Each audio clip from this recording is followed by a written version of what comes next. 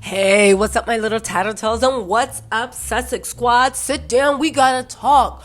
William and Catherine's attack dog, Dan Wooten, is in the hot seat, and baby, I believe every little thing. We're gonna take a deep dive in, and we're also gonna talk about the way they really thought they did something. They really thought they were like, who let the dogs out? Now listen, there's a media blackout on this from left and right leaning papers.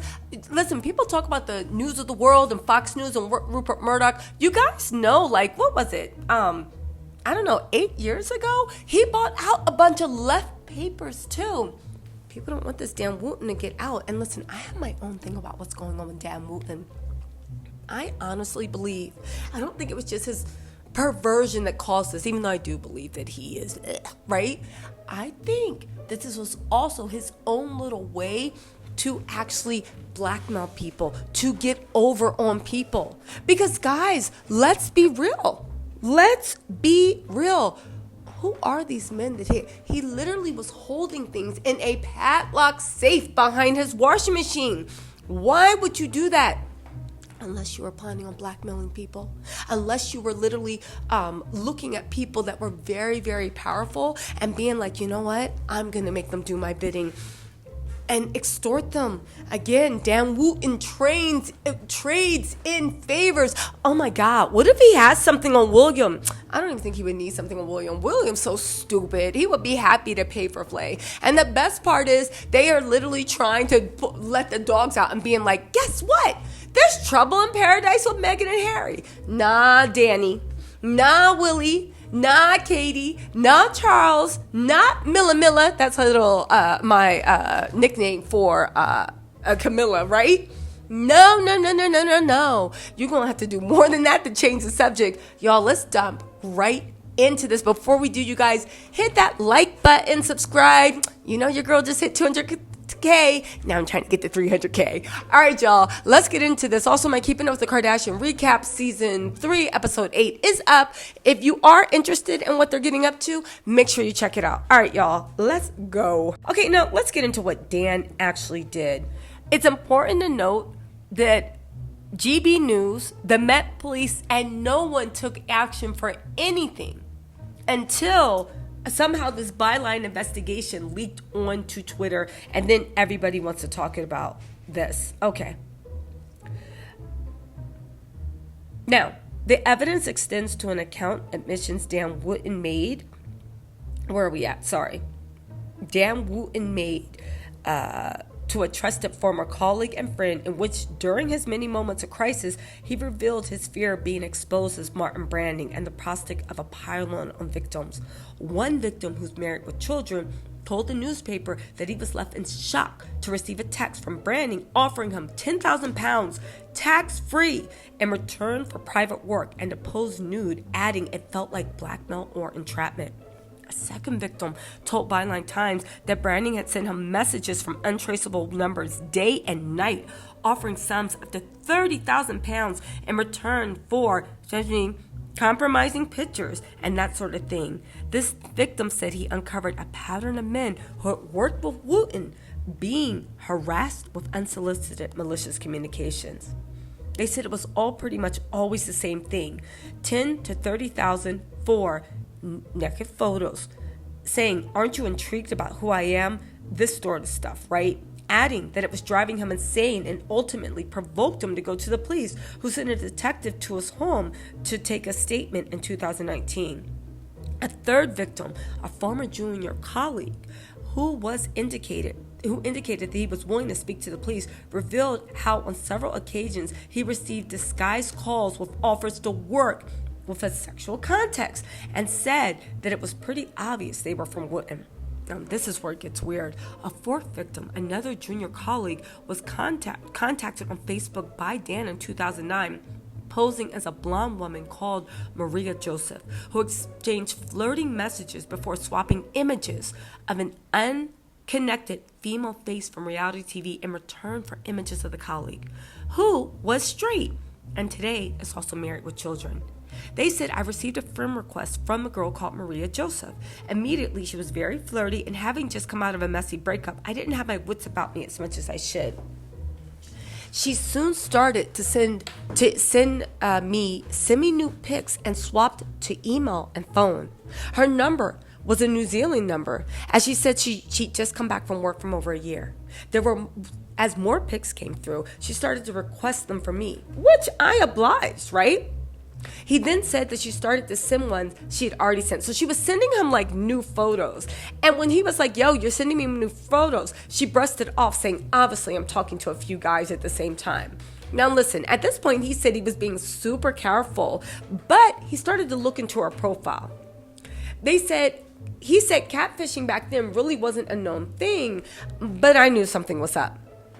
He looked at the profile and he saw that there were 5 friends in common with Facebook. Dan plus 4 others. He clicked on the others and Dan was the only common link. Then he said a video came through of her doing the deed with some guy. He said, though, this was the thing. He said, I recognized the guy that she was doing the deed with as someone from a reality show. That he's friends with one of my friends. And he said, this made me realize that I actually knew the identity of the girl, Maria, fake Maria, Dan, and that it could not be legitimate. Now, it is rumored that the identity of this girl in the video, well, I don't want to say it. May she rest in peace. Let's move on. Anyway, he said, so with this and the New Zealand number and the sole common denominator being Dan, I was sure it was him. So I messaged Maria, in quote unquote, to say, hi, Dan. Interesting way to get D pics. And the next day, poof, the profile was gone. So the guy says I was embarrassed that I'd not been vigilant. It makes my blood run cold as to how vulnerable I had made myself. I felt stupid. You guys, listen, it gets even deeper.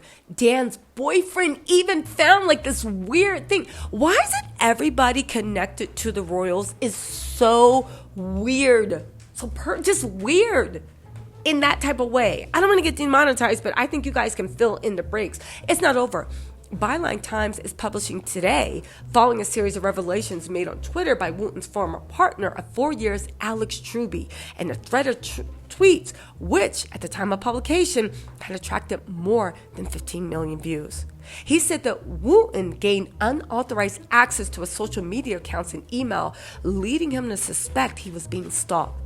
The intrusion became evident when Truby found his Gmail account was being accessed from an IP address at the News of the World, where Dan was employed at that time.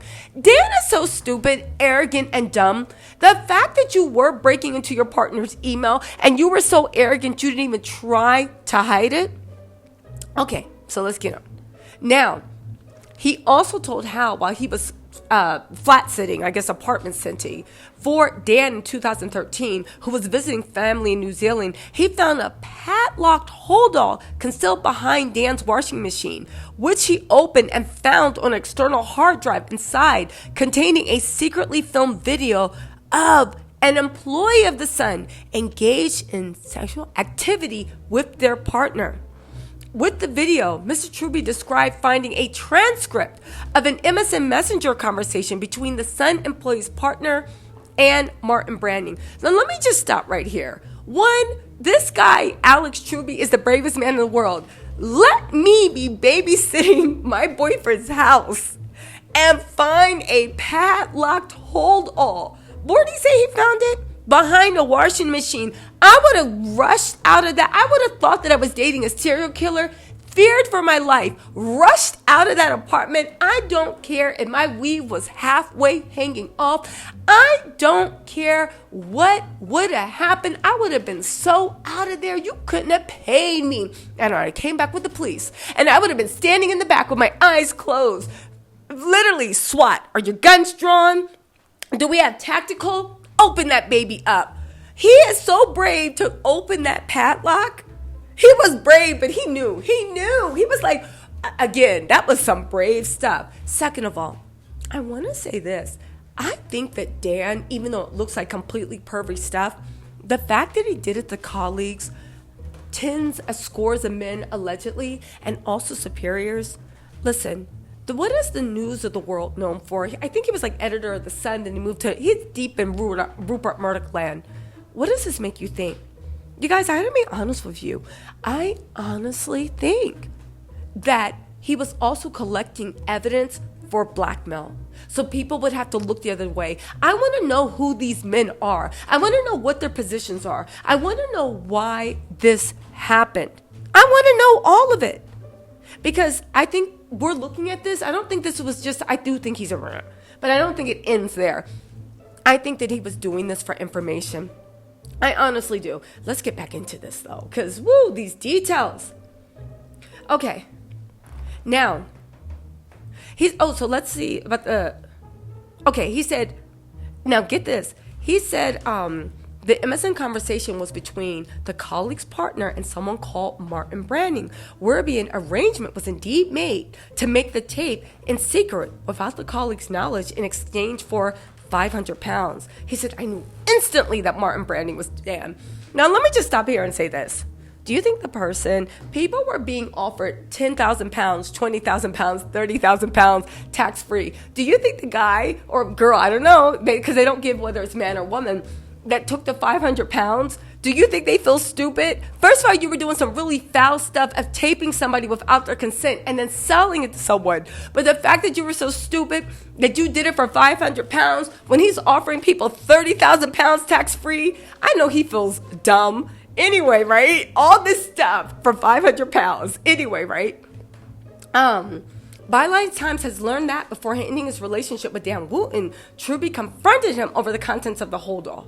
Truby said that Wooten made a tearful admission of guilt, acknowledging he was the creator and controller of the pseudonym Martin Branding. Now, Byline Times put the content of the story in its entirety into GB News, Mail Online, and the Metropolitan Police.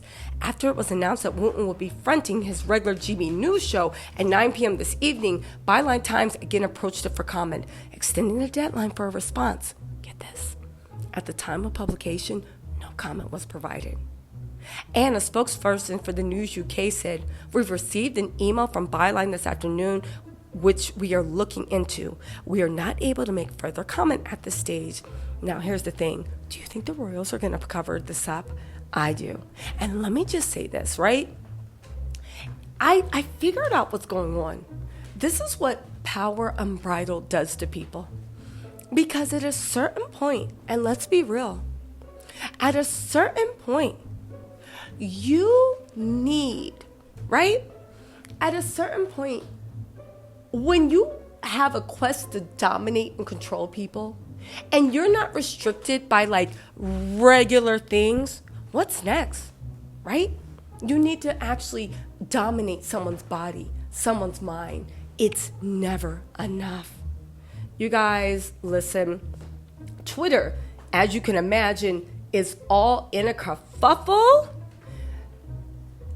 Wooten's people have come out to defend, right? Sarah Vine, Andrea Jenkins, Lawrence Fox, James Melvin. Anyone else, somebody wrote, anyone else want to defend GB News' brave Dan Wooten before the Sun, Mail, and quite possibly the Met Police, who were given a 28-page dossier of evidence on June 20, complete their investigation? James Melville said, Dan Wooten is a friend of mine. We've squabbled about many things on politics, but we've also found common ground. This is a brave monologue by him. He's right about the mob bullying on social media, and as a friend, regardless of the circumstances, he has my support. Now, mind you, Dan came out and said, respect my privacy. Dan Wooten had the nerve to come out and say, respect my privacy. GB News, Dan Wooten said there are dark forces out to try and take a brilliant channel down. Man, shut up. I love how whenever they're being held accountable for their actions, it's like heaven, earth, Lucifer, and all the demons in hell are coming to take them down.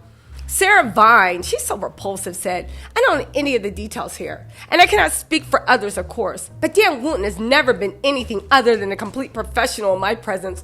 Wow, Sarah. Well, there you have it. Everyone. Sorry. You can go home now.